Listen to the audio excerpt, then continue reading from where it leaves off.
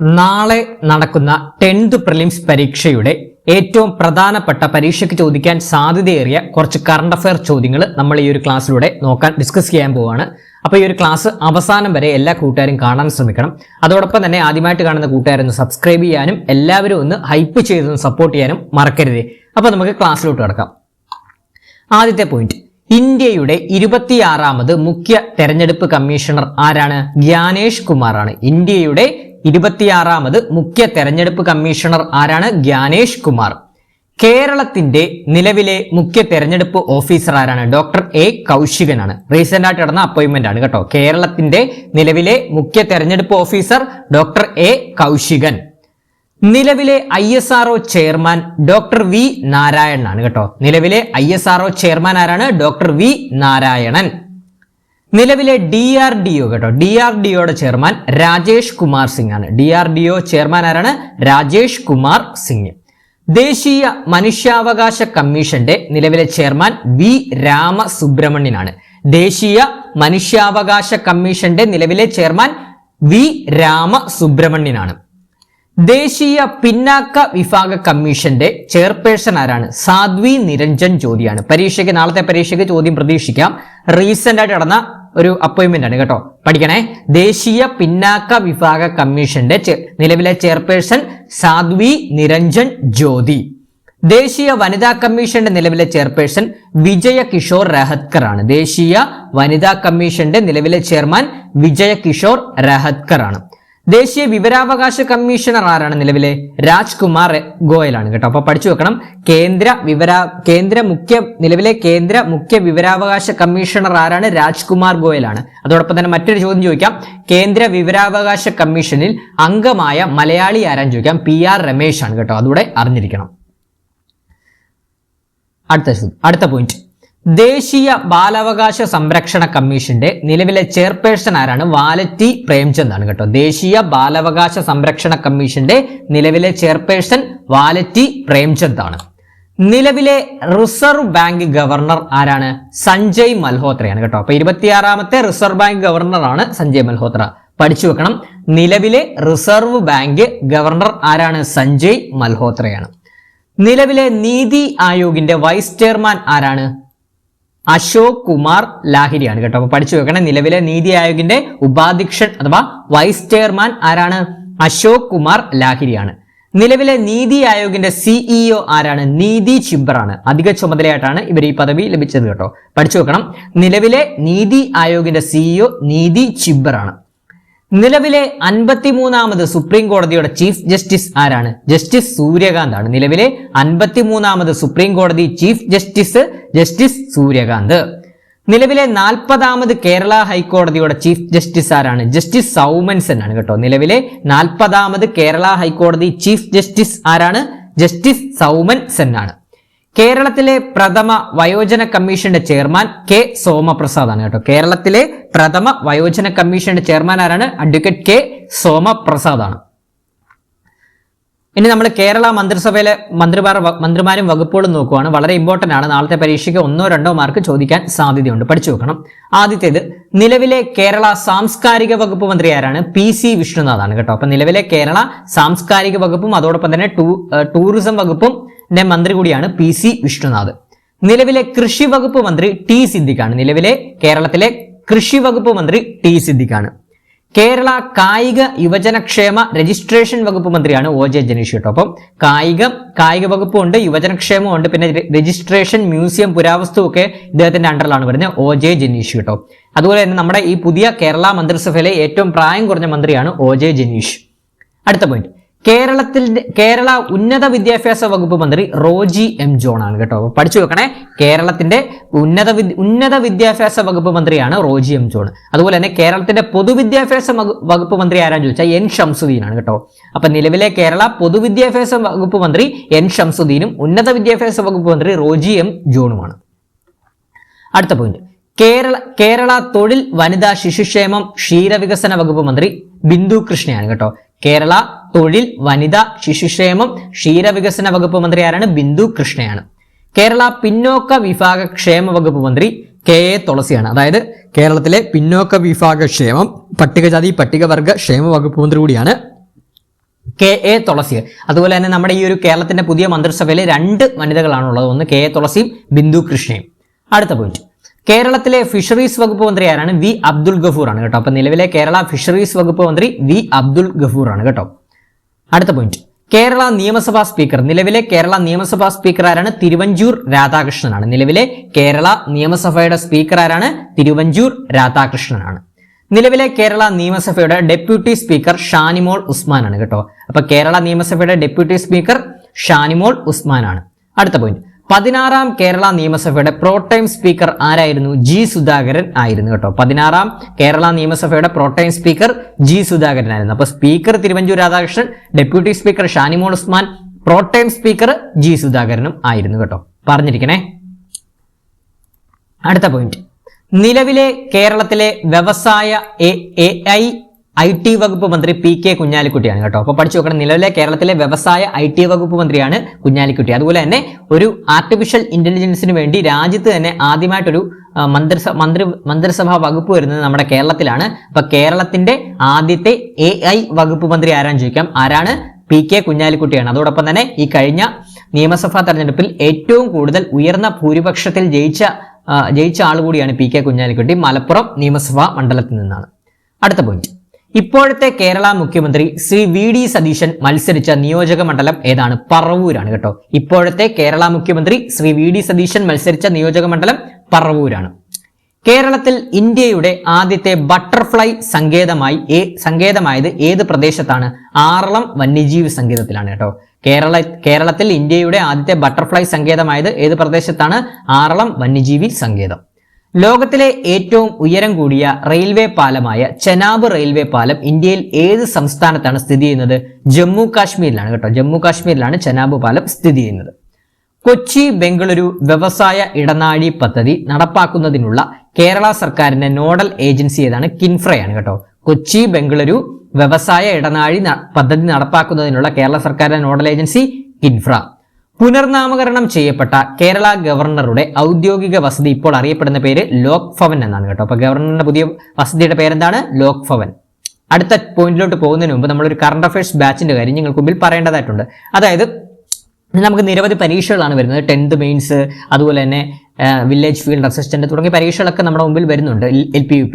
അപ്പം അതിനൊക്കെ വേണ്ടിയുള്ള ഒരു കറണ്ട് അഫയേഴ്സ് ബാച്ചാണ്. ഈ ഒരു ബാച്ച് നമ്മൾ ടെലഗ്രാമിലും വാട്സപ്പിലുമായിട്ടാണ് നമ്മളൊരു കറണ്ട് അഫയേഴ്സ് ബാച്ച് സ്റ്റാർട്ട് ചെയ്തിരിക്കുന്നത്. ഈ ഒരു ബാച്ചിൽ live plus recorded section classes ആണ് നമ്മൾ പ്രൊവൈഡ് ചെയ്യുന്നത് കേട്ടോ. ലൈവ് അറ്റൻഡ് ചെയ്യാൻ സാധിച്ചില്ലെങ്കിൽ റെക്കോർഡഡ് സെക്ഷൻ നിങ്ങൾക്ക് മുമ്പിൽ അവതരിപ്പിക്കുന്നതായിരിക്കും. അതുപോലെ തന്നെ ഇപ്പോൾ ജോയിൻ ചെയ്താലും ഇതുവരെ എടുത്ത എല്ലാ ക്ലാസ്സുകളുടെ റെക്കോർഡ് സെക്ഷൻ നിങ്ങൾക്ക് കാണാൻ സാധിക്കുന്നതാണ്. അതോടൊപ്പം തന്നെ നമ്മൾ എടുക്കുന്ന എല്ലാ കറണ്ട് അഫയേഴ്സിന്റെയും PDF നോട്ട്സുകൾ നിങ്ങൾക്ക് ആക്സസ് ചെയ്യാൻ ഈ ഒരു ബാച്ചിലൂടെ ലഭിക്കുന്നതായിരിക്കും. പിന്നെ വീക്കിലി മോക്ക് ടെസ്റ്റുകൾ നമ്മൾ കണ്ടക്ട് ചെയ്യാറുണ്ട്. പിന്നെ റിവിഷൻ ഓറിയന്റഡ് ആയിട്ടാണ് നമ്മൾ ക്ലാസ്സുകൾ എടുക്കുന്നത്. അതായത് ടോപ്പിക് വൈസ് ആയിട്ടും. പിന്നെ 2025 ജനുവരി മുതൽ 2026 ജൂൺ വരെയുള്ള മുഴുവൻ മന്ത്ലി കറണ്ട് അഫയേഴ്സ് നമ്മൾ ഓൾറെഡി എടുത്തു കഴിഞ്ഞു. അതിന്റെ എല്ലാ നോട്ട്സും പിന്നെ റെക്കോർഡഡ് സെക്ഷൻ ക്ലാസ്സസ് നിങ്ങൾക്ക് ആക്സസ് ചെയ്യാൻ സാധിക്കുന്നതാണ്. അപ്പോൾ ഇതിന്റെ കോഴ്സ് ഫീ എന്ന് പറഞ്ഞാൽ വെറും 200 രൂപ മാത്രമേ കോഴ്സ് ഫീ ആയിട്ട് വരുന്നുള്ളൂ. കോഴ്സ് ഫീ വെറും 200 രൂപ മാത്രമേ വരുന്നുള്ളൂ. ഇതിന്റെ ഒരു ഡ്യൂറേഷൻ എന്ന് പറഞ്ഞാൽ വില്ലേജ് ഫീൽഡ് അസിസ്റ്റന്റ് VFA വരെയായിരിക്കും, ആ പരീക്ഷ വരെയായിരിക്കും ഇതിന്റെ ഒരു ഡ്യൂറേഷൻ വരുന്നത് കേട്ടോ. പക്ഷെ എന്നിരുന്നാലും നിങ്ങൾക്ക് അടുത്ത വർഷം നടക്കുന്ന LDC 2027 പരീക്ഷയ്ക്കും വേണ്ടിയുള്ള കറണ്ട് അഫയേഴ്സിന്റെ എല്ലാം ഈ മെറ്റീരിയൽസ് എല്ലാം യൂസ്ഫുൾ ആവുന്നതായിരിക്കും കേട്ടോ. അപ്പോൾ 2025 ജനുവരി മുതൽ 2026 ജൂൺ വരെയുള്ള എല്ലാ മന്ത്ലി കറണ്ട് അഫയേഴ്സ് നമ്മൾ ഇതുവരെ എടുത്തിട്ടുണ്ട്. ഇനി അഡ്മിഷന് താല്പര്യമുള്ള കൂട്ടുകാർ 81 299 339 81 299 339 എന്ന് പറഞ്ഞ നമ്പറിലോട്ടൊന്ന് വാട്സപ്പ് ചെയ്താൽ മതി. അപ്പോൾ ഞാൻ അഡ്മിഷൻ പ്രൊസീജിയർ പറഞ്ഞുതരാം കേട്ടോ. അപ്പോൾ എന്തായാലും നിങ്ങൾ ജോയിൻ ചെയ്യാത്ത കൂട്ടുകാരുണ്ടെങ്കിൽ എത്രയും പെട്ടെന്ന് തന്നെ ജോയിൻ ചെയ്യുക. കറണ്ട് അഫയേഴ്സ് ഞാൻ പക്കയാക്കി തരുന്നതായിരിക്കും. നമ്മുടെ എല്ലാം ഓൾറെഡി എടുത്ത നോട്ട്സും കാര്യങ്ങളും എല്ലാം ഇട്ടിട്ടുണ്ട്. അപ്പം ഇതെല്ലാം നിങ്ങൾക്ക് മെറ്റീരിയൽ ആക്സസ് ചെയ്യാനും സാധിക്കുന്നതായിരിക്കും കേട്ടോ. അപ്പോൾ എത്രയും പെട്ടെന്ന് തന്നെ ജോയിൻ ചെയ്യാത്തവർ ജോയിൻ ചെയ്യുക. അടുത്ത പോയിന്റിലോട്ട് പോകാം. അടുത്ത പോയിന്റ്, അസം മുഖ്യമന്ത്രിയായി ചുമതലയേറ്റതാരാണ്? അടുത്തിടെ ഹിമന്ത ബിശ്വ ശർമ്മയാണ്. അപ്പൊ അസമിന്റെ പുതിയ മുഖ്യമന്ത്രി ആരാണ്? ഹിമന്ത ബിശ്വ ശർമ്മയാണ്. തമിഴ്നാടിന്റെ പുതിയ മുഖ്യമന്ത്രി ആരാണ്? C. ജോസഫ് വിജയ് ആണ്. നമുക്കറിയാം തമിഴ്നാടിന്റെ പുതിയ മുഖ്യമന്ത്രി C. ജോസഫ് വിജയ്. പുതുച്ചേരിയുടെ പുതിയ മുഖ്യമന്ത്രി N. രംഗസ്വാമിയാണ്. പുതുച്ചേരിയുടെ പുതിയ മുഖ്യമന്ത്രി N. രംഗസ്വാമിയാണ്. ബീഹാറിന്റെ പുതിയ മുഖ്യമന്ത്രി സാമ്രാട്ട് ചൗധരിയാണ് കേട്ടോ. ബീഹാറിന്റെ മുഖ്യമന്ത്രി സാമ്രാട്ട് ചൗധരിയാണ്. പശ്ചിമ ബംഗാളിന്റെ പുതിയ മുഖ്യമന്ത്രി ആരാണ്? സുവേന്ദു അധികാരിയാണ് കേട്ടോ. പശ്ചിമ ബംഗാളിന്റെ മുഖ്യമന്ത്രി സുവേന്ദു അധികാരി. കർണാടകയുടെ പുതിയ മുഖ്യമന്ത്രി ആയതാരാണ്? DK ശിവകുമാർ ആണ്. കർണാടകയുടെ പുതിയ മുഖ്യമന്ത്രി DK ശിവകുമാർ. അടുത്ത പോയിന്റ്, സിംഗപ്പെണ്ണ് സ്പെഷ്യൽ ടാസ്ക് ഫോഴ്സ് രൂപീകരിച്ച സംസ്ഥാനം ഏതാണ്? തമിഴ്നാടാണ്. സിംഗപ്പെണ്ണ് സ്പെഷ്യൽ ടാസ്ക് ഫോഴ്സ് രൂപീകരിച്ച സംസ്ഥാനം തമിഴ്നാടാണ്. 2026 ISROയുടെ ആദ്യ വിക്ഷേപണം ഏതാണ്? PSLV C62 ആണ്. അന്വേഷ എന്ന് പറഞ്ഞ ഭൗമ നിരീക്ഷണ ഉപഗ്രഹമൊക്കെ ഇല്ലേ, അതൊക്കെ വിക്ഷേപിച്ചത് ഈ ഒരു വിക്ഷേപണത്തിലാണ്. പക്ഷേ ഈ ഒരു വിക്ഷേപണം പരാജയപ്പെട്ടിരുന്നു കേട്ടോ. അപ്പൊ 2026 ISROയുടെ ആദ്യ വിക്ഷേപണം PSLV C62. 2025 ICC വനിതാ ഏകദിന ക്രിക്കറ്റ് ലോകകപ്പിന്റെ ഫൈനലിൽ ഇന്ത്യ പരാജയപ്പെടുത്തിയ ടീം ഏതാണ്? സൗത്ത് ആഫ്രിക്കയാണ് കേട്ടോ, സൗത്ത് ആഫ്രിക്കയാണ്. അതുപോലെ തന്നെ 2026 നടന്ന ICC 2020 മെൻസ് വേൾഡ് കപ്പിൽ ഇന്ത്യ പരാജയപ്പെടുത്തിയ ടീം ഏതാണ്? അത് ന്യൂസിലൻഡ് ആണ് കേട്ടോ. രണ്ടും തമ്മിൽ തിരിഞ്ഞ പോലെ. അടുത്ത പോയിന്റ്, 2025 യുനെസ്കോയുടെ മെമ്മറി ഓഫ് വേൾഡ് രജിസ്റ്ററിൽ ഇടം നേടിയ ഇന്ത്യൻ ഗ്രന്ഥങ്ങൾ ഏതൊക്കെയാണ്? ഭഗവത്ഗീതയും നാട്യശാസ്ത്രവുമാണ്. 2025 യുനെസ്കോയുടെ മെമ്മറി ഓഫ് വേൾഡ് രജിസ്റ്ററിൽ ഇടം നേടിയ ഇന്ത്യൻ ഗ്രന്ഥങ്ങൾ ഏതൊക്കെയാണ്? ഭഗവത്ഗീതയും നാട്യശാസ്ത്രവുമാണ്. കേരളത്തിൽ 30 വയസ്സിന് മുകളിലുള്ളവരുടെ ജീവിതശൈലി രോഗങ്ങൾ സ്ക്രീൻ ചെയ്യാനായി ആശാപ്രവർത്തകർ ഉപയോഗിക്കുന്ന ആപ്ലിക്കേഷനാണ് ശൈലി ആപ്പ് കേട്ടോ. ഇമ്പോർട്ടന്റ് ആണ്, പരീക്ഷയ്ക്ക് ചോദ്യം പ്രതീക്ഷിക്കാം. ഒന്നുകൂടെ പറയാം, കേരളത്തിൽ 30 വയസ്സിന് മുകളിലുള്ളവരുടെ ജീവിതശൈലി രോഗങ്ങൾ സ്ക്രീൻ ചെയ്യാനായി ആശാപ്രവർത്തകർ ഉപയോഗിക്കുന്ന ആപ്ലിക്കേഷനാണ് ശൈലി ആപ്പ്. 2025 ഡിസംബറിൽ നടന്ന തദ്ദേശ തെരഞ്ഞെടുപ്പിൽ ഏറ്റവും പ്രായം കുറഞ്ഞ നഗരസഭാ അധ്യക്ഷയായി തെരഞ്ഞെടുക്കപ്പെട്ടത് ദിയ ബിനു പുളിക്കക്കണ്ടമാണ് കേട്ടോ. പഠിച്ചു നോക്കണേ. 2025 ഡിസംബറിൽ നടന്ന തദ്ദേശ തിരഞ്ഞെടുപ്പിൽ ഏറ്റവും കൂടുതൽ പ്രായം കുറഞ്ഞ നഗരസഭാ അധ്യക്ഷയായി തെരഞ്ഞെടുക്കപ്പെട്ടത് ദിയ ബിനു പുളിക്കക്കണ്ടമാണ്. പാലാ നഗരസഭയാണ്. അടുത്ത പോയിന്റ്, 16ാമത് കേരള നിയമസഭയുടെ ഇലക്ഷന്റെ ആകെ പോളിംഗ് ശതമാനം എത്രയാണ്? 79.63%. 79.63% കേരള നിയമസഭയുടെ ഈ കഴിഞ്ഞ ഇലക്ഷന്റെ ആകെ പോളിംഗ് ശതമാനം. 100% അർബുദ സാക്ഷരത നേടുന്ന ഇന്ത്യയിലെ ആദ്യ നഗരസഭ കോട്ടക്കൽ നഗരസഭയാണ്. 100% അർബുദ സാക്ഷരത നേടുന്ന ഇന്ത്യയിലെ ആദ്യ നഗരസഭ ഏതാണ്? കോട്ടക്കൽ നഗരസഭയാണ്. അടുത്ത പോയിന്റ്, 2025 മെയ് മാസത്തിൽ ഇന്ത്യൻ സായുധ സേന പാകിസ്ഥാനിലെയും പാക് അധീന കാശ്മീരിലെയും ഭീകരവാദ ക്യാമ്പുകൾക്ക് നേരെ നടത്തിയ അതിർത്തി കടന്നുള്ള അതിശക്തമായ സൈനിക നടപടി ഏത് പേരിൽ അറിയപ്പെടുന്നു? ഓപ്പറേഷൻ സിന്ദൂർ എന്ന പേരിലാണ് അറിയപ്പെടുന്നത്. നമ്മൾ പഠിച്ചതാണ് ഓപ്പറേഷൻ സിന്ദൂർ. പരീക്ഷയ്ക്ക് ചോദിക്കാം, ഓപ്പറേഷൻ സിന്ദൂർ എന്ന് പേര് നിർദ്ദേശിച്ചത് ആരാണ്? നമ്മുടെ പ്രധാനമന്ത്രിയായിട്ടുള്ള നരേന്ദ്രമോദിയാണ്. പഠിച്ചു വെക്കണേ, ചോദിക്കാൻ പരീക്ഷയ്ക്ക്. ഓപ്പറേഷൻ സിന്ദൂർ എന്ന പേര് നിർദ്ദേശിച്ചത് നരേന്ദ്രമോദിയാണ്. ഓപ്പറേഷൻ സിന്ദൂർ സൈനിക നടപടിയെക്കുറിച്ച് ഇന്ത്യയുടെ ഔദ്യോഗിക മാധ്യമ വിശദീകരണം നൽകിയ പ്രധാന വനിതാ ഉദ്യോഗസ്ഥർ ആരൊക്കെയാണ്? കേണൽ സോഫിയ ഖുറേഷിയും വിംഗ് കമാൻഡർ വ്യോമിക സിംഗുമാണ്. ക്ലിയർ ആണേ? അടുത്ത പോയിന്റ്, ഇന്ത്യയിലെ ആദ്യ AI അധിഷ്ഠിത മനുഷ്യ ആന സംഘർഷ ഗവേഷണ കേന്ദ്രം എവിടെയാണ് സ്ഥിതി ചെയ്യുന്നത്? പലാമു ടൈഗർ റിസർവ് ആണ്. ഇന്ത്യയിലെ ആദ്യ AI അധിഷ്ഠിത മനുഷ്യ ആന സംഘർഷ ഗവേഷണ കേന്ദ്രം എവിടെയാണ് സ്ഥിതി ചെയ്യുന്നത്? പലാമു ടൈഗർ റിസർവിലാണ്. ഇന്ത്യയിലെ ആദ്യ അതിദാരിദ്ര്യമുക്ത സംസ്ഥാനമായി കേരളത്തെ പ്രഖ്യാപിച്ചത് എന്നാണ്? 2025 നവംബർ 1. ഇന്ത്യയിലെ ആദ്യ അതിദാരിദ്ര്യമുക്ത സംസ്ഥാനമായി കേരളത്തെ പ്രഖ്യാപിച്ചതെന്നാണ് 2025 നവംബർ 1. കേരള സർക്കാരിന്റെ ഓൺലൈൻ ടാക്സി പ്ലാറ്റ്ഫോം ഏതാണ്? കേരള സവാരിയാണ് കേട്ടോ. കേരള സർക്കാരിന്റെ ഓൺലൈൻ ടാക്സി പ്ലാറ്റ്ഫോം കേരള സവാരിയാണ്. ഇന്ത്യയിൽ ആദ്യമായി ATM സ്ഥാപിച്ച ട്രെയിൻ ഏതാണ്? പഞ്ചവടി എക്സ്പ്രസ് ആണ്. ഇന്ത്യയിൽ ആദ്യമായി ATM സ്ഥാപിച്ച ട്രെയിൻ ഏതാണ്? പഞ്ചവടി എക്സ്പ്രസ് ആണ്. ഇന്ത്യയിൽ ആദ്യമായി സംസ്ഥാന സൂക്ഷ്മാണുവിനെ പ്രഖ്യാപിച്ച സംസ്ഥാനം ഏതാണ്? കേരളമാണ്. ഇന്ത്യയിൽ ആദ്യമായി സംസ്ഥാന സൂക്ഷ്മാണുവിനെ പ്രഖ്യാപിച്ച സംസ്ഥാനം ഏതാണ്? കേരളം. ഇന്ത്യയിലെ ആദ്യത്തെ ഗ്രാമ കോടതിയുള്ള മണ്ഡലം ഏതാണ്? വാമനപുരം മണ്ഡലമാണ്. ഇന്ത്യയിലെ ആദ്യത്തെ ഗ്രാമ കോടതിയുള്ള മണ്ഡലം വാമനപുരം. യുനെസ്കോയുടെ ലോക പൈതൃക പട്ടികയിൽ പുതുതായി ഇടം പിടിച്ച ഇന്ത്യൻ ഉത്സവം ദീപാവലിയാണ് കേട്ടോ. യുനെസ്കോയുടെ ലോക പൈതൃക പട്ടികയിൽ പുതുതായി ഇടം പിടിച്ച ഇന്ത്യൻ ഉത്സവം ഏതാണ്? ദീപാവലിയാണ്. യുനെസ്കോയുടെ ലോക പൈതൃക സാധ്യതാ പട്ടികയിൽ ഇടം പിടിച്ച കേരളത്തിലെ പ്രദേശം ഏതാണ്? വർക്കലയാണ് കേട്ടോ. വർക്കല. അടുത്ത പോയിന്റ്, ഇന്ത്യയുടെ സ്വപ്ന പദ്ധതിയായ ഗഗൻയാൻ ദൗത്യത്തിന്റെ ഭാഗമായി ഇന്ത്യ നിരീക്ഷണ കേന്ദ്രം സ്ഥാപിക്കുന്നത് എവിടെയാണ്? ഓസ്ട്രേലിയയിലാണ്. ഇന്ത്യയുടെ സ്വപ്ന പദ്ധതിയായ ഗഗൻയാൻ ദൗത്യത്തിന്റെ ഭാഗമായി ഇന്ത്യ നിരീക്ഷണ കേന്ദ്രം സ്ഥാപിക്കുന്നത് ഓസ്ട്രേലിയയിലാണ്. അടുത്ത point, Indian athletics awards 2026 PT ഉഷയോടൊപ്പം ലൈഫ് ടൈം അച്ചീവ്മെന്റ് പുരസ്കാരം നേടിയ മലയാളി ആരാണ്? അഞ്ജു ബോബി ജോർജ് ആണ്. പരീക്ഷയ്ക്ക് ചോദിക്കാം, Indian athletics award 2026 life time achievement പുരസ്കാരം നേടിയ മലയാളികൾ ആരൊക്കെയാണ്? PT ഉഷയും അഞ്ജു ബോബി ജോർജുമാണ്. സംസ്ഥാന ബജറ്റിൽ രാജ്യത്തെ ബ്ലൂ എക്കണോമിയുടെ തലസ്ഥാനമായി ഉയർത്തുമെന്ന് പ്രഖ്യാപിച്ചത് ഏത് ജില്ലയാണ്? ആലപ്പുഴ ജില്ലയാണ്. പഠിച്ചു നോക്കണേ.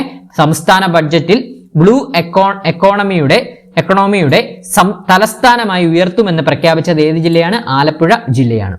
കേരളത്തിലെ ആദ്യ വർക്ക് നിയർ ഹോം കേന്ദ്രം ആരംഭിച്ചത് കൊട്ടാരക്കരയാണ്. കേരളത്തിലെ ആദ്യ വർക്ക് നിയർ ഹോം കേന്ദ്രം ആരംഭിച്ചത് കൊട്ടാരക്കര.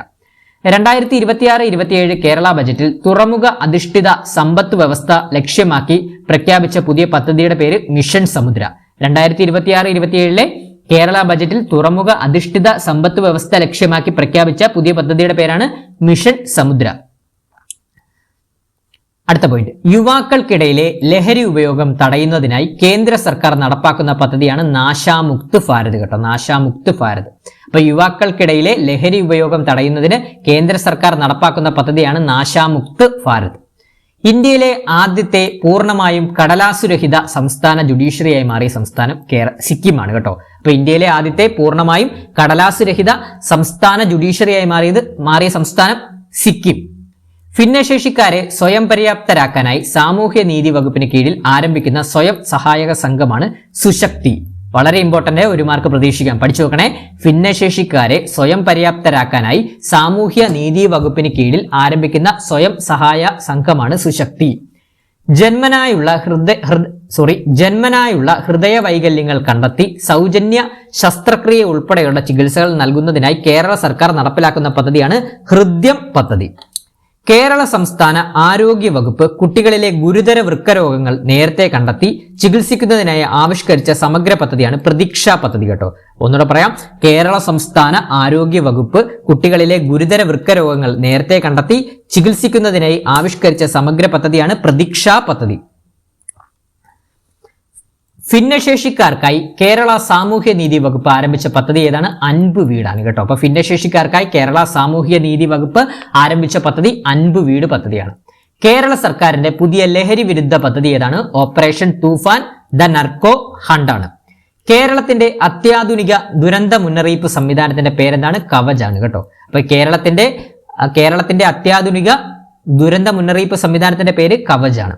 കേരള സർക്കാരിന്റെ ഓൺലൈൻ ടാക്സി സർവീസായ കേരള സവാരിയുടെ ഗുഡ്വിൽ അംബാസിഡർ ആരാണ്? സഞ്ജു സാംസൺ ആണ്.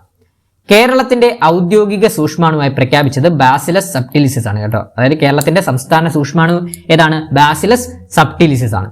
KSRTCയുടെ ഗുഡ്വിൽ അംബാസിഡറായി നിയമിതനായ നടൻ മോഹൻലാലാണ് കേട്ടോ. KSRTCയുടെ ഗുഡ്വിൽ അംബാസിഡറായി നിയമിതനായ നടൻ മോഹൻലാലാണ് കേട്ടോ. അപ്പൊ ഇത്രയുമാണ് നമ്മൾ കുറച്ച് ഏറ്റവും പ്രധാനപ്പെട്ട കുറച്ച് കറണ്ട് അഫയർ ചോദ്യങ്ങളാണ് ഈ ഒരു ക്ലാസ്സിലൂടെ ഡിസ്കസ് ചെയ്തത്. ഇതിൽ നിന്നൊക്കെ നാളത്തെ പരീക്ഷയ്ക്ക് നിങ്ങൾക്ക് ചോദ്യങ്ങൾ വരുന്നതാണ്. അതോടൊപ്പം തന്നെ അവാർഡുകൾ എന്ന മേഖലയിൽ നിന്ന് നമ്മൾ കഴിഞ്ഞ ദിവസം ഒരു ക്ലാസ് ചെയ്തിരുന്നു. അത് കാണാത്ത കൂട്ടുകാരുണ്ടെങ്കിൽ അത് എത്രയും പെട്ടെന്ന് തന്നെ കാണാൻ ശ്രമിക്കുക. അവാർഡുകൾ അതിനകത്ത് നമ്മൾ കംപ്ലീറ്റ് പ്രധാനപ്പെട്ട പരീക്ഷയ്ക്ക് ഉപയോഗിക്കുന്ന എല്ലാ അവാർഡുകളും അതിൽ ഡിസ്കസ് ചെയ്തിട്ടുണ്ട്. അതോടൊപ്പം തന്നെ പദ്ധതികളുടെ ക്ലാസ് കൊടുത്തിട്ടുണ്ട്.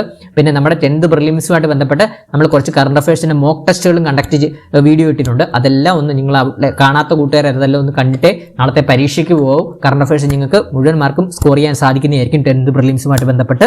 അപ്പോൾ ക്ലാസ് ഇഷ്ടപ്പെട്ടാൽ ലൈക്ക് ചെയ്യാനും അഭിപ്രായങ്ങൾ കമന്റ് ചെയ്യാനും എല്ലാവരും ഒന്ന് ഹൈപ്പ് ചെയ്യാനും സബ്സ്ക്രൈബ് ചെയ്യാതെ നമ്മുടെ വീഡിയോ ആരും സബ്സ്ക്രൈബ് ചെയ്യുന്നില്ല, കുറച്ച് പേരെ സബ്സ്ക്രൈബ് ചെയ്യുന്നുള്ളൂ. അപ്പോൾ എല്ലാവരും ഒന്ന് സബ്സ്ക്രൈബ് ചെയ്ത് ഒന്ന് സപ്പോർട്ട് ചെയ്യണം. അപ്പോൾ നാളത്തെ പരീക്ഷ എല്ലാവർക്കും നല്ല രീതിയിൽ എഴുതാൻ സാധിക്കട്ടെ. നമ്മുടെ ക്ലാസ്സുകളിൽ നിന്ന് ചോദ്യങ്ങൾ വരുമെന്ന് പ്രതീക്ഷിക്കുന്നു. അപ്പം എല്ലാവർക്കും ഓൾ ദ ബെസ്റ്റ്. താങ്ക്